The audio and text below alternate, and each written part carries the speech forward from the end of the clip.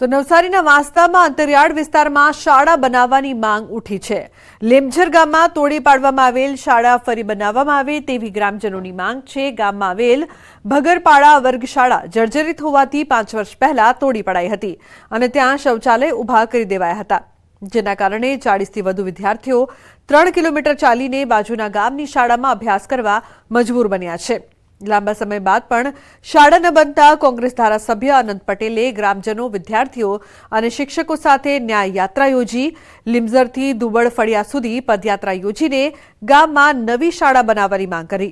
ઝડપથી શાળા નહીં બને તો ઉગ્ર આંદોલનની પણ ચીમકી ઉચ્ચારી। સ્કૂલ તોડી પાડવામાં આવી અને એમની મંજૂરી ન મળી અને જિલ્લા પંચાયતમાં પણ અમે રજૂઆત કરી છતાં શાળાની મંજૂરી ન મળી અને શૌચાલય બનાવી દીધું નવું। અને આજે અમે લીમઝર ગામે ન્યાય યાત્રા કાઢી અને એમાં અમને સરકાર શ્રી મંજૂરી આપતી નથી, એટલે મંજૂરી મળવી જોઈએ। અને હાલમાં 2 ઓરડા છે ને બીજો જૂનો ઓરડો છે, એટલે અમે એક પહેલું બીજું ને બાલવાટિકા રૂમમાં બેસાડીએ છીએ અને 3, 4, 5 ઓટલા પર બેસાડીએ છીએ। વાંસદા તાલુકાની લીમઝર ગામના ભગરપાડા વિસ્તારમાં ન્યૂઝ 18 ગુજરાતીની ટીમ પહોંચી છે। આજે દ્રશ્ય જોઈને એવું લાગતું હશે કે કોઈક સાંસ્કૃતિક કાર્યક્રમ હશે ને વિદ્યાર્થીઓ શાળાએ જઈ રહ્યા છે, પરંતુ ના, એવું નથી। પોલીસ પણ છે સાથે અને ગામજનો પણ છે, વાલીઓ પણ છે। એટલા માટે બાળકો સાથે વાંસદાના કોંગ્રેસી ધારાસભ્ય જાય છે કે આ વિસ્તારની જે વર્ગશાળા હતી એ વર્ગશાળા તોડી નાખવામાં આવી છે। જર્જરી જતી એના કારણે તોડી નાખવામાં આવી, પણ એને બનાવવાની ફુરસદ આ તંત્રને નથી મળી। માત્ર શૌચાલય બનાવી દેવામાં આવ્યું છે, પરંતુ શાળા હજુ સુધી નથી બની। એટલે બાળકો 1 કિલોમીટર દૂર સુધી અન્ય શાળામાં જવા માટે મજબૂર બન્યા છે।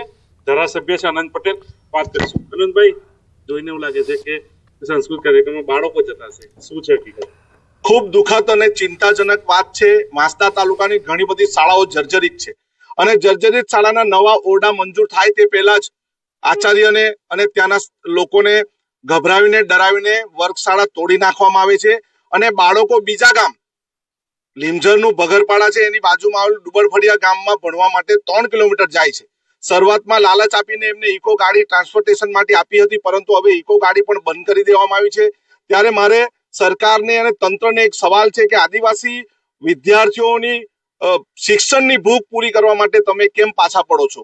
શું કામ શાળા બનાવી નથી આપતા અને શું કામ અમારા વાંસદા તાલુકાની 200 જેટલી ઇકો વાન બંધ કરી દેવામાં આવી છે? આજે બાળકોએ ચાલતા જવું પડે છે।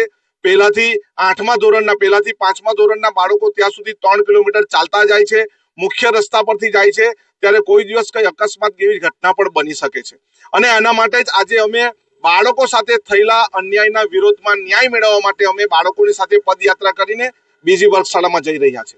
બાળકો સાથે થઈ રહેલા અન્યાયને ન્યાય આપવા માટે વાંસદાના ધારાસભ્ય, કોંગ્રેસી ધારાસભ્ય અનંત પટેલ આ નાના ભૂલકાઓ સાથે એમને શાળાએ આજે ન્યાય યાત્રાના રૂપે લઈ જઈ રહ્યા છે। ત્યારે સરકાર પાસે આ બાળકો અને વાલીઓ એક જ માંગ કરી રહ્યા છે કે બાળકોને શિક્ષણની ભૂખ છે, પરંતુ શિક્ષણની જે સવલત મળવી જોઈએ એ બાળકોને વહેલી તકે પૂરી પાડવામાં આવે। ભવિન પટેલ, ન્યૂઝ 18 ગુજરાતી, નવસારી। તો સાબરકાંઠાના ઈડરમાં સ્થાનિકો થયા છે પરેશાન। તંત્રની બેદરકારીથી રોડ પર 3 કિલોમીટર દૂર સુધી ટ્રાફિક જામ સર્જાયો છે। રોડ વન વે કરાયા બાદ તંત્ર દ્વારા નિયમોનું પાલન ન કરાતું હોવાનો આક્ષેપ કરાયો। રોડ પર ડાયવર્ઝન આપ્યું, જો કે રિફ્લેક્ટરનો અભાવ હોવાને કારણે લોકોને પરેશાની થઈ રહી છે। રોડ પરથી પસાર થતા વાહન ચાલકો સહિત રાહદારીઓમાં તંત્ર સામે રોષ છે। તો સ્ટેટ હાઈવે ઓથોરિટી સહિત પોલીસ વિભાગ સામે ટ્રાફિકને પગલે ઉઠ્યા સવાલો। તારું થઈ ગઈ છે, તેમ છતાં પણ તંત્ર આના પર ધ્યાન આપતું નથી। જો આ રીતનું કામ ચાલુ કરવું હોય તેની વૈકલ્પિક વ્યવસ્થા કરી આપવી પડે। પહેલાંથી તો ઈડનની પ્રજા ટ્રાફિકમાં એક તો પહેલાંથી પીસાઈ રહી છે અને અત્યારે ડબલ પીસાય છે। અત્યારે હું વાત કરું તો બાઇક લઈને નીકળવું બી લોકોને ભારે પડી ગયું છે। બાઇક લઈને લોકો બસ સ્ટેન્ડ સુધી નથી આવી શકતા। તો બોટાદમાં પાણીની પાઇપલાઇનમાં થયું છે ભંગાણ। બરવાડા તાલુકાના બેલા ગામે હજારો લીટર પાણીનો બગાડ થયો છે। બેલા ગામે પ્લોટ વિસ્તારમાં પાણીની પાઇપલાઇનમાં ભંગાણ થયું છે। છેલ્લા દોઢથી 2 કલાકથી વહી રહ્યું છે હજારો લીટર પાણી। 10 ફૂટથી ઊંચા પાણીના ધોધ વહી રહ્યા છે। બેલા ગામે પ્લોટ વિસ્તારમાં નદી વહેતી થઈ હોય તેવા દ્રશ્યો સામે આવ્યા છે। તો બોટાદમાં કેનાલમાં મસ મોટું ગાબડું પડ્યું છે. બરવાડાના કાપડિયાળી ગામ પાસે ગાબડું, નાવડા વલ્લભીપુર બ્રાન્ચ કેનાલમાં ગાબડું પડ્યું છે. કેનાલમાં પડ્યું છે 10 ફૂટથી વધારે મસ મોટું ગાબડું. તો કાપડિયાળી ઢાઢોદર ગામ વચ્ચે ગાબડું પડ્યું છે. 10 ફૂટ જેવડું મસ મોટું ગાબડું પડતા લાખો લીટર પાણીનો વેડફાટ થયો છે. અને સમાચાર પોરબંદરથી રતનપર જુરીઓના જંગલમાં આગ લાગવાની ઘટના. રતનપર જંગલ વિસ્તારમાં આગની ઘટના બની છે. પોરબંદર ફાયર બ્રિગેડની 2 ટીમો ઘટના સ્થળે પહોંચી છે. આગને કાબૂમાં લેવા હાથ ધરવામાં આવી છે કાર્યવાહી. તો ડેડિયાપાડાથી આપના ધારાસભ્ય ચૈતર વસાવા પર ફરી ફરિયાદ નોંધાઈ છે. ચૈતર વસાવા સહિત 13 લોકો પર FIR કરવામાં આવી છે. ખુદ ધારાસભ્ય ચૈતર વસાવાએ એક વિડીયો જાહેર કરીને આ દાવો કર્યો અને આ મામલે રોષ ઠાલવ્યો. પોલીસની મંજૂરી વગર 3 ડિસેમ્બરે યોજેલી પદયાત્રાને લઈને આ ફરિયાદ નોંધાઈ છે. તો રાજપારડીના પોલીસ ઇન્સ્પેક્ટર સુખમ ગોહિલે પોતે અરજદાર બનીને 13 લોકો પર ગુનો દાખલ કર્યો હોવાનો ચૈતર વસાવાએ દાવો કર્યો. સાથે જ આ પોલીસ તંત્ર સામે આક્ષેપ કર્યા. પીઆઈ ગોહિલે ખોટી રીતે ફરિયાદ કરી હોવાનો ચૈતર વસાવાનો આક્ષેપ.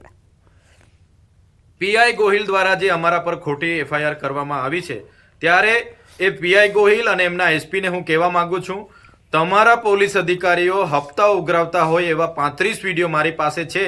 એ હાલના તબક્કે જ હું તમને આપું છું.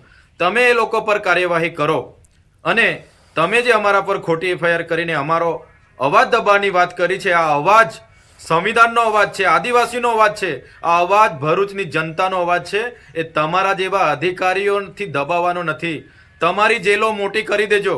અમે ટૂંક સમયમાં તમારી જેલ ભરો આંદોલન કરવા માટે આવી રહ્યા છે. તો અમદાવાદના ઈસનપુરમાં ચોંકાવનારી ઘટના બની છે. દવાના ઓવરડોઝથી યુવકનું મોત નિપજતા ખળભળાટ મચી ગયો છે. ઈસનપુરમાં નશાકારક દવાના ઓવરડોઝથી મોત થયું. મિત્રએ મૃતકને નશા માટે આપ્યું હતું ઇન્જેક્શન. તો ઘોડાસર ગામમાં લેક ગાર્ડનમાં યુવકને અપાયું હતું ઇન્જેક્શન. તેના મિત્ર અને હોસ્પિટલમાં કમ્પાઉન્ડર તરીકે કામ કરતા યુવકે આપ્યું હતું ઇન્જેક્શન. હોસ્પિટલમાં દર્દીના ઓપરેશન માટે વપરાતા ઇન્જેક્શનનો ઉપયોગ નશા માટે કરતા હતા. તો યુવકો ઇન્જેક્શનમાં ઓવરડોઝ થઈ જતા યુવકની તબિયત લથડી હતી. હોસ્પિટલ લઈ જતા તબીબોએ યુવકને મૃત જાહેર કર્યો. તો બીજી તરફ પોલીસે ઇન્જેક્શન આપનારા જયદીપ સુથારની ધરપકડ કરીને વધુ તપાસ હાથ ધરી. ઇન્જેક્શન મારફતે એને એક સિરિંજથી ઇન્જેક્શન આપેલું, જેને કારણે એ બેભાન થઈ ગયેલો અને ત્યારબાદ આ સારવાર દરમિયાન મૃત્યુ થયેલું. ઘરનાને જાણ કરતા ઘરના બધા અહીંયા આવેલા. ત્યારબાદ જે જયદીપ સુથાર છે એને પણ રાજસ્થાનથી રાઉન્ડ અપ કરવામાં આવેલ છે. પ્રાથમિક પૂછપરછમાં જયદીપ સુથાર દ્વારા એવું જણાવવામાં આવેલ છે કે મેડાઝોલમ નામનું ઇન્જેક્શન છે અને એ શસ્ત્રક્રિયા અને અમુક ઊંઘ પેદા કરવા તેમજ સુસ્તી લાવવા માટે આપવામાં આવતું હોવાનું प्राथमिक तपास में जानवा मिला है। पता है, पर ये मेरे को पूरा विश्वास है कि उसने कई लोगों को वो रोज ड्रग्स देता है, इंजेक्शन देता है। जयदीप का काम ही ये है यहाँ पे नारोल में। कौन सी हॉस्पिटल में वो काम करता है जयदीप? वो कोई मान सरो कुछ ऐसा हॉस्पिटल है यहाँ पे, वो नाम तो मेरे को पूरा आइडिया पता नहीं है, लेकिन कोई हॉस्पिटल अहमदाबाद में कोई हॉस्पिटल है जहाँ पे वो। તો અમદાવાદના એએમસીના જીમ સ્વિમિંગ પુલમાં ખોટો પ્રવેશ નહીં લઈ શકાય. બિનઅધિકૃત લોકોનો પ્રવેશ રોકવા એએમસી કડક થઈ છે. અનધિકૃત વ્યક્તિના પ્રવેશ અટકાવવા પ્રયાસ. ફેસ રેકગ્નિશન સિસ્ટમનો કરાશે ઉપયોગ. જિમ્નેશિયમ અને સ્વિમિંગ પુલમાં કરાશે અમલ. કાયમી અમલ થાય એ પહેલા ટ્રાયલ રન નોંધાયેલા સભ્યોનો ડેટા સિસ્ટમમાં સ્ટોર કરાશે. મ્યુનિસિપલ કોર્પોરેશન સંચાલિત જેટલા પણ જે કહી શકાય કે જિમ્નેશિયમ છે અને સાથે જ જે સ્વિમિંગ પુલ છે એ સ્વિમિંગ પુલમાં અતિ આધુનિક ટેકનોલોજીનો ઉપયોગ કરવામાં આવશે કે જે લોકો પ્રવેશ કરતા હોય છે તે અન્ય વ્યક્તિઓ પ્રવેશ ના કરે, મેમ્બરો જ પ્રવેશ કરે, તેના માટે આખી એક સિસ્ટમ ઊભી કરવામાં જોઈ શકાય છે કે ફેસ રીડિંગ